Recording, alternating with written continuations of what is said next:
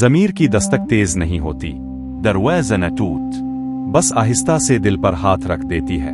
جب انسان غلط راستے پر بڑھنے لگتا ہے تو ضمیر اسے روکنے کی کوشش کرتا ہے۔ یہ وہ لمحہ ہوتا ہے جب دل بے چین اور نظر جھکی ہوئی ہوتی ہے۔ نفس کہتا ہے سب یہی کرتے ہیں، مگر ضمیر پوچھتا ہے تم بنا آتو۔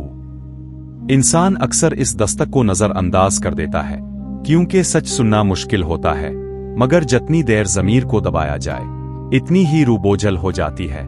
قرآن ہمیں یاد دلاتا ہے کہ اللہ نے انسان کے دل میں نیکی اور بدی کی پہچان رکھ دی ہے۔ یہی پہچان ضمیر کی آواز ہے۔ جب انسان رک کر اس آواز کو سنتا ہے تو راستہ خود بخود صاف ہونے لگتا ہے۔ غلط من لنا مزور، یہ ہدایت کی پہلی سیڑھی ہے۔ توبہ وہ لمحہ ہے جب ضمیر کی دستک دروازہ کھلنے میں بدل جاتی ہے، دل ہلکا ہو جاتا ہے اور آنکھیں سچ دیکھنے لگتی ہیں۔ اگر آج دل میں بے سکونی ہے تو سمجھ لے یہ ضمیر کی دستک ہے۔